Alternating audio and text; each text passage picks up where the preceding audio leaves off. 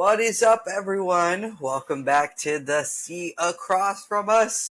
It's your host, Gonzalo Palafox, and yes, we're back in the sea. Season 2, baby! Before we get into anything deep, I just want to take a moment to say thank you, whether you've been here since the first episode, or if this is your first time, I'm glad you're across from me. I'm feeling, honestly, a little bit of everything. The summer was wild, the semester's about to start, and yes, I may or may not be a little high for this one, but we'll let that be a part of the experience. This podcast is about the stories that connect us, the kind you tell sitting across from someone you trust. Sometimes it's deep, sometimes it's random, but it's always real. Last season, we talked about family, identity, grief, growth. In this season, we're keeping that energy but leveling it up with even more guests and high thoughts. Now, I'm feeling excited, overwhelmed, hopeful, all of it. Like the semester hasn't even started and I feel like I could take a nap. The summer's given me, or has given me, a lot to think about, and now I've been trying to juggle 5 million things and still make time for this podcast that means everything to me.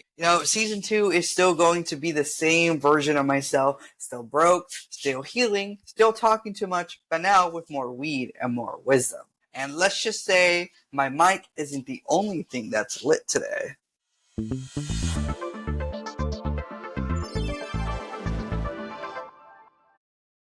Now this summer, phew, can I tell you right now, it was definitely one for the books and maybe the group chat receipts. Now, the things we are going to cover in this specific segment is my YMCA drama. I got into most of trouble once more, chillin' and recharging, and, well, 2 more things. New York City adventures and looking ahead into this next season, this next year, since it is senior year. But the very first thing, let's just say I was not expecting to get fired this summer. What really happened was I was a part of the adventures group. And the adventures group at any summer camp is people who go outside of the summer camp to Boston to go see things.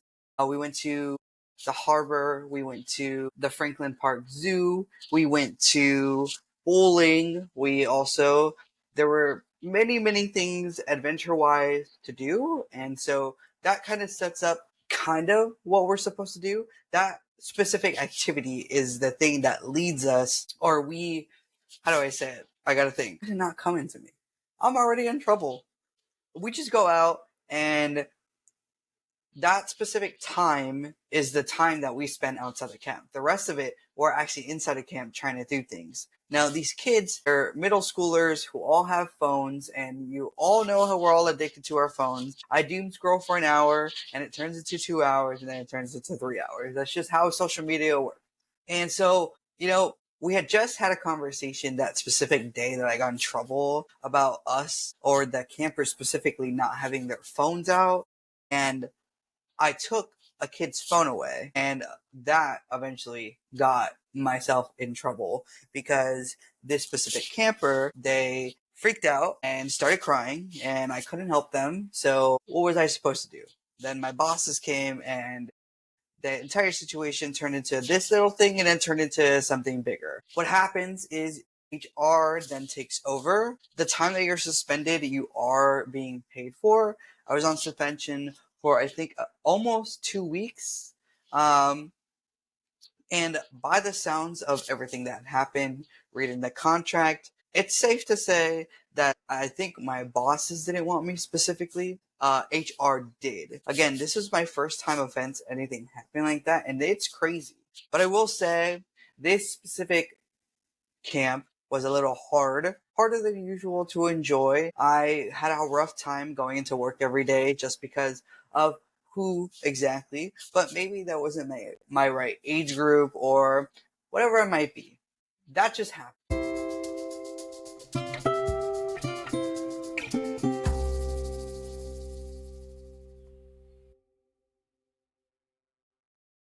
Now, another thing that happened is my sublet. So I go to Brandeis, and during the summer, I usually stay here in Mass, and usually I stay on campus, but this time I just wanted to move off campus. I'm officially off campus now, and I don't know.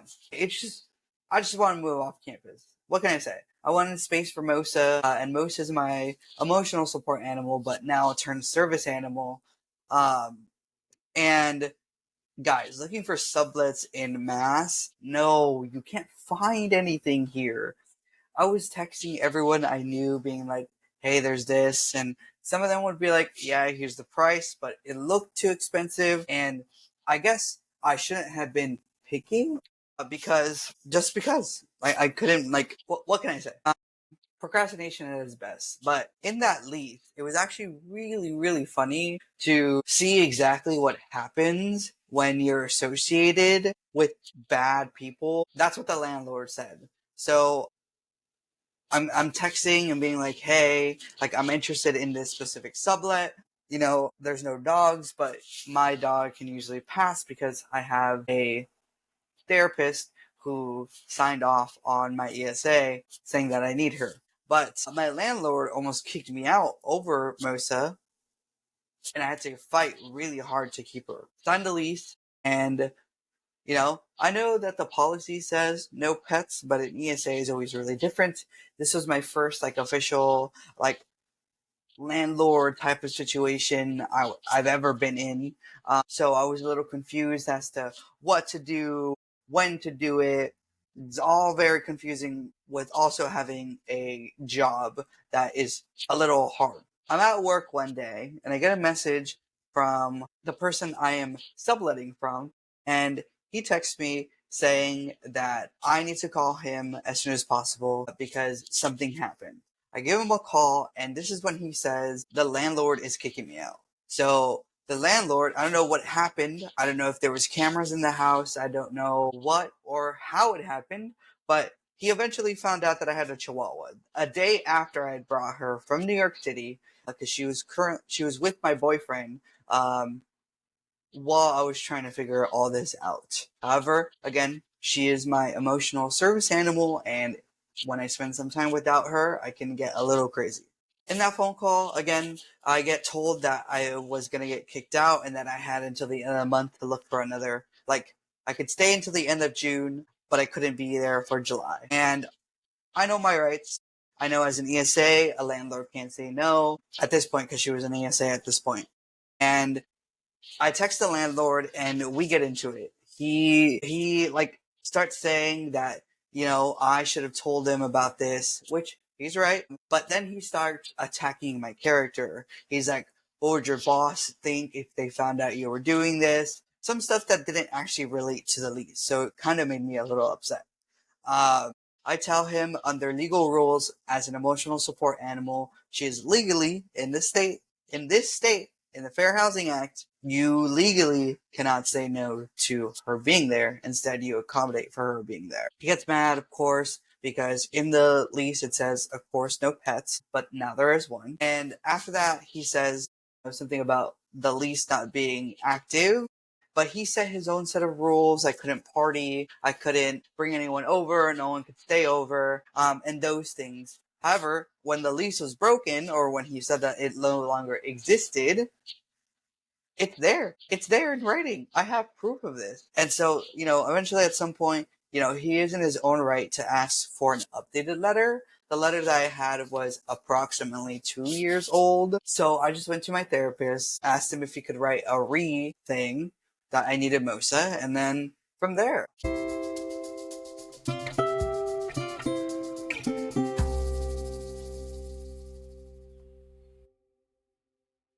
After I got, laid off and I got fired from the YMCA, I think this is when my actual experience of summer happened. Now, for the last few years, I've always worked really hard.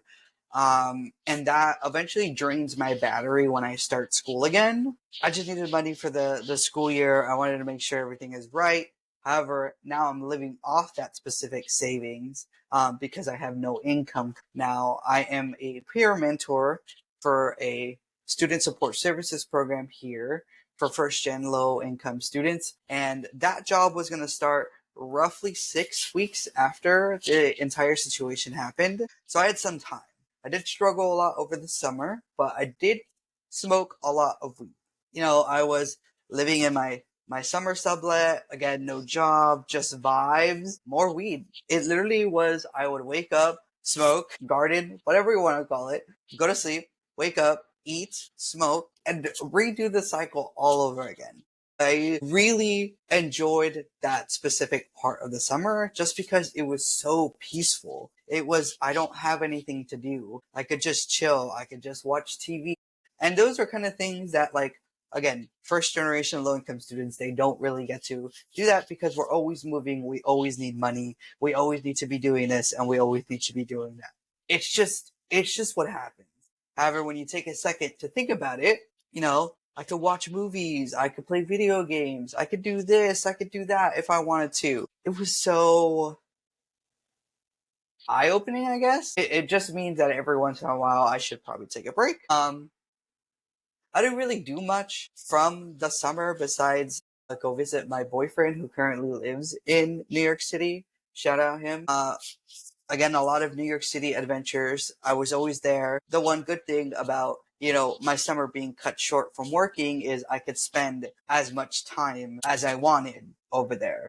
He accommodated most, obviously me too. And New York City, God, it's pretty. And I'm not talking about like Manhattan. I'm talking Brooklyn. I'm talking Queens. I'm talking the Bronx. Just those three because Staten Island, well, no. But man, it was just so peaceful. We got high one time and we were on something called the High Bridge. It connects Manhattan into the Bronx. And it was so pretty.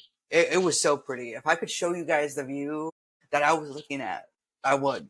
Again, I would recommend New York City to anyone, anywhere, anywhere. Now, shout out, of course, to Jake for throwing one of the best parties I've ever been to. It was amazing. It was fun. It was great to see everyone. And yeah, it went by super, super fast. That like school started this week, right? And I was talking about it with one of my friends, Bree. Shout out Bree. And we were talking about how this summer went so fast. But maybe that's just how it is when we're seniors, because we're gonna graduate this year. We out of here after this. Like spending 5 years at Brandeis, yeah. Shout out to all my friends, but again, it's senior year. Who's not going to be nervous? Who's not going to say it obviously passed by? One of the greatest things that I ever accomplished was making the dean's list. I made it this last semester, and I'm really hoping to do it again. I'm manifesting balance, success, and only minor breakdowns. So yeah, I mean, summer had, of course, its layer, kind of like me. And now, guess what? We're back in the sea with stories and a little more heart.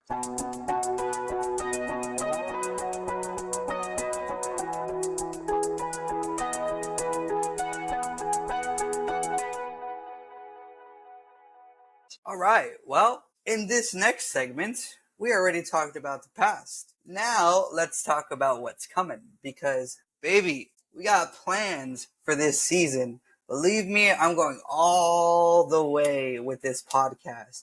I don't know what's coming, but big things are happening, especially because it's going to be senior year. So, again, you're going to be hearing a lot about my senior year, a lot. I'm going to be telling stories along with my bonus episodes. I'm just going to try to stay present, stay creative, and of course, keep my GPA cute while I'm on it, of course. Trying really hard again to get that Dean's List. Season 2, specifically for the podcast, is going to be everything. Guests you've already heard from and loved are coming back.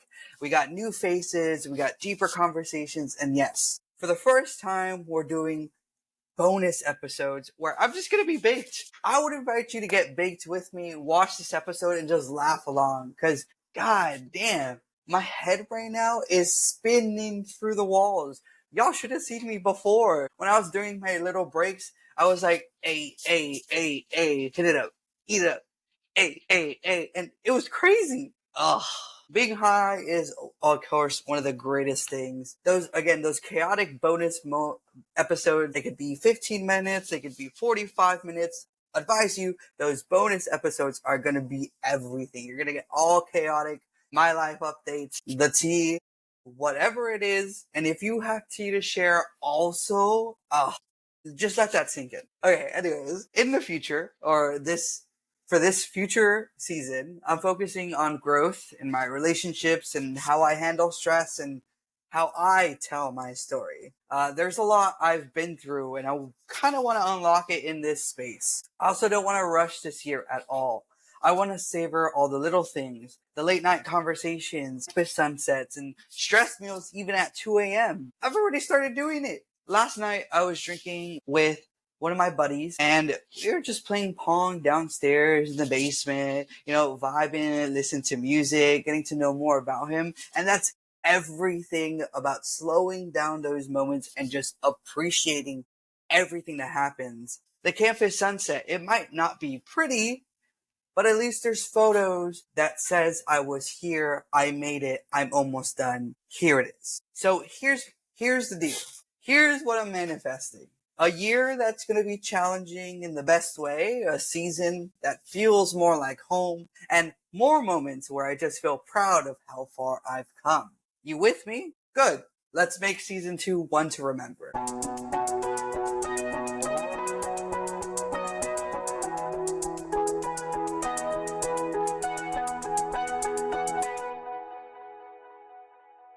Alright, so in this next segment, it is what I like to call the high thoughts of the week, or what was I thinking? Okay, so I got high the other night. What night don't I get high, right? I mean, that's the question we should be asking. And I had a thought, stop me in my tracks. I literally, okay, so I froze, I paused the TV, I sat up, and whispered to myself, wait, huh? You want to know what I was thinking? It's a little, crazy that I'm even thinking about this at this point. But do you think turtles ever get tired of being introverts with a house on their back? Okay, hear me out. What if a turtle wants to crash on someone else's couch for once? Then what are you going to do? The turtle is always going to be carrying the weight. Don't you feel bad for the turtle? They already suffer so much with plastic. And now we got this. Great. When I didn't think I was going to cry on the episode, and now I'm crying. Just kidding. I'm not doing that. But it is a sad thought. Anyways, that's what was floating in my head. my bad. I said it wrong. That's what brings me. Oh, I can't say it. Okay. Alright, locking. That's when. Okay. Don't make this more difficult than it has to be. Okay, so that's what's been floating in my head. If you ever got your own thoughts, please DM me. Let's be weird together.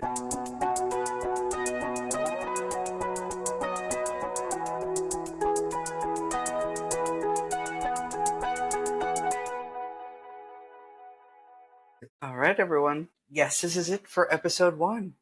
That's a wrap. I hope you enjoyed your vibe with me today. Whether you were high, chillin', cleaning your room, or deep in your thought like the turtle who just wants to have a sleepover, this season, I'm really just trying to open up the seat for more people, more voices, and more real-ass stories. It's messy, it's soft, it's funny. It's all gonna live here. Next week, I've got a guest joining me. You will find out soon. But I promise it's gonna be good. Until then, you know where to find me. Instagram. I mean Facebook too, but come on, who's using Facebook? Be honest. Are you using it? Because I am. It's for my family. Yeah. Anyways, please DM me those stories. We have the anonymous storytelling. Please. So we need a submission that goes crazy, I guess. But however, the seat is always gonna stay warm for you, and it's always gonna be open. Until next time, thank you for joining me on episode 1 of a brand new season. Adios!